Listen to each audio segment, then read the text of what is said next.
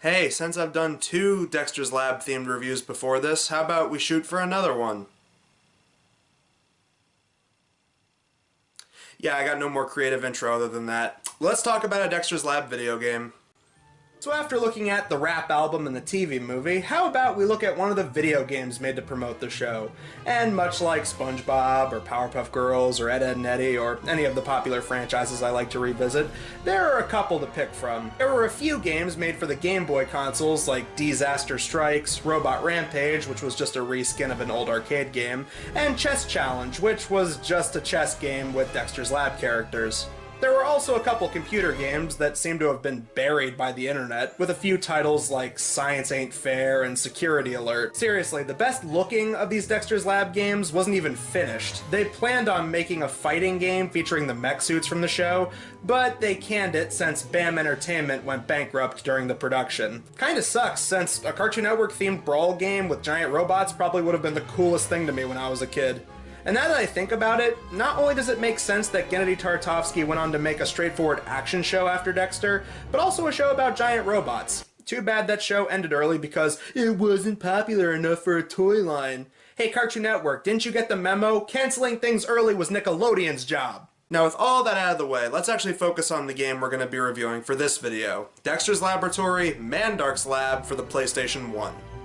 Released for the PS1 by BAM Entertainment in 2002, the game was put together by Red Lemon Studios, which has this as its opening logo.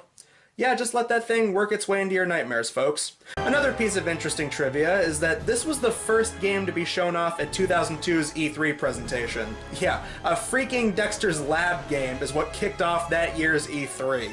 Now, since I don't actually own any PlayStation consoles at the time of this review, I'm just going to be using a ROM that I got online. Will that make the gameplay any better? Well, let's find out. This is Mandark's Lab for PS1. The game begins with some cutscenes setting up that Mandark has taken over Dexter's Lab, and you have to play as Dexter to regain control. You do this by beating a bunch of minigames you access while running around the house. A minigame collection, and you access all the levels by running around the house. It's kind of like Cartoon Network's answer to that one PlayStation Rugrats game. Also, you'll notice a few things about these cutscenes, like that they're reusing footage from the first 2 seasons of the show, and they occasionally rotoscope the backgrounds, and they dub over the characters, including Dexter being dubbed by Candy Milo once she took over the character, which is incredibly trippy hearing the new Dexter voice coming out of these old clips. What's the matter, Dexter? Didor's voice recognition lock has been reprogrammed to only recognize Mandark. Man, this is starting to feel like one of those old Adult Swim shows like C-Lab 2021 or Space Ghost Coast to Coast. You know, they would take old Hanna-Barbera cartoons they used to have the rights to and put adult dubs over top of them. You know, now that I think of it, that would be pretty cool. You know, if they were to take shows like Dexter's Lab or Powerpuff Girls or all those old Cartoon Network shows from when the network was just starting, and then they put like comedic adult spins on them, those would be edgy reboots that I would want to see. So the game jumps into the CG graphics and it's certainly nothing great. It's incredibly jarring to see these characters we're so used to seeing in 2D now in 3D. But I've said it before and I'll say it again, after seeing Ed, Edd n Eddy in a 3D engine, you could certainly do far worse. Here, it's more in line with the Powerpuff Girls and South Park games on N64 that I reviewed. It takes a little getting used to, but I can honestly look past it. Anyway, what kind of minigames do they have in store? Well, for starters, we have not 1, but 2 rhythm games, much like that Polar Express game on GameCube that I reviewed a while back. And just like I said in that review, because damn it, it was the 2000s and apparently every game at that time had to have at least 1 rhythm segment. The 2 levels include a dancing game where Dexter has to beat Dee Dee in a dance-off. You know, I would use the clip of Dee Dee trying to dance, but the game actually takes things a step further and actually uses the music from that episode. So, good job, game. That's actually some pretty good continuity for you.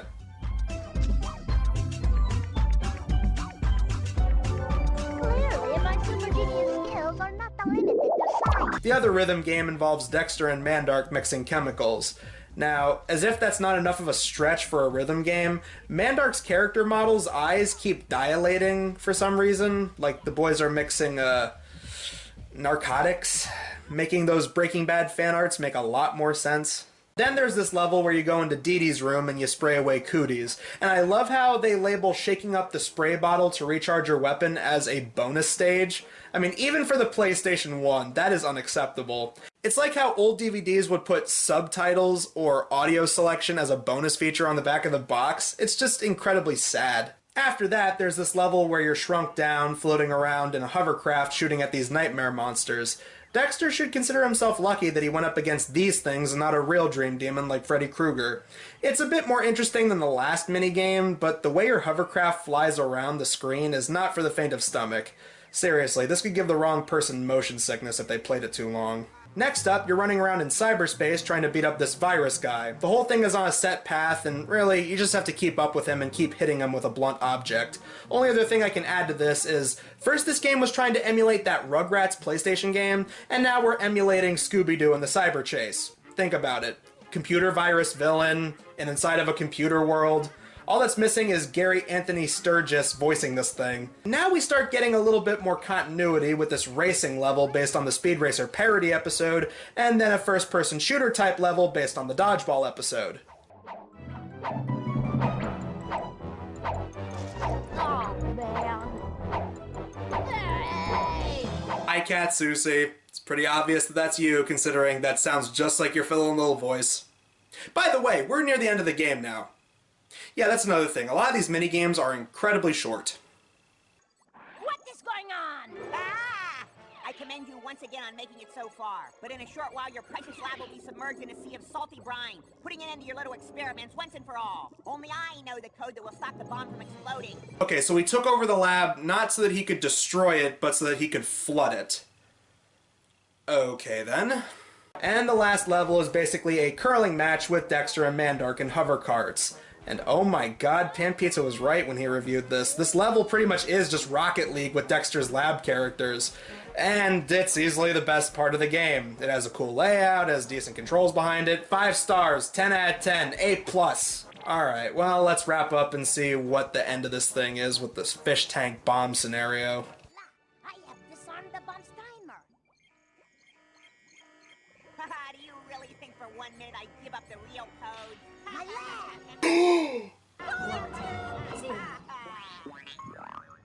Huh? What? Ooh. Mandark, you imbecile. You can't even program a simple countdown. Oh, well, that was kind of anticlimactic. So that was Dexter's Lab, Mandark's Lab for the PlayStation 1, and it's... meh. On one hand, the graphics aren't all that bad. As far as PlayStation 1 Cartoon Network games go, it's alright to look at, and the few games in here get points in my book for sticking with the source material, with actual callbacks and references to real episodes.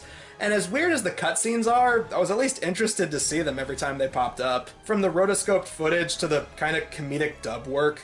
I also can't say much about the controls since I was just limited to a mouse and keyboard on this one, but for what it's worth, it wasn't awful.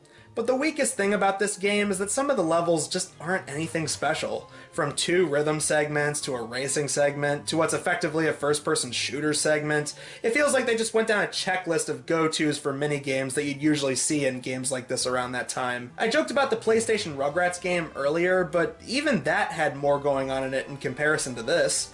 It's not bad per se, it's just very mediocre to me. I will give it this though, it was better than Chemical Extraction, and it was at least playable beyond just 3 levels, unlike the GameCube Misadventures game, so it did have that going for it. So next time for Media Wiz, we're going to be looking at yet another SpongeBob bootleg. Yeah, first it was SpongeBob in Tehran, and now I'm actually going to be doing a full review on SpongeBob Beyond. Until then, I'm the Media Wiz, because one art form wasn't enough.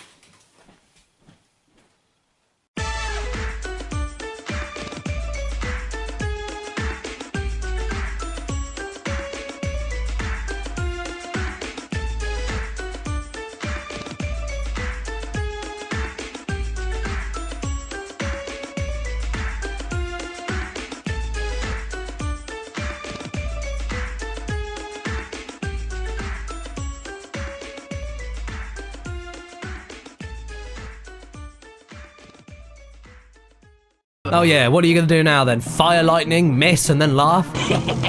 Of course.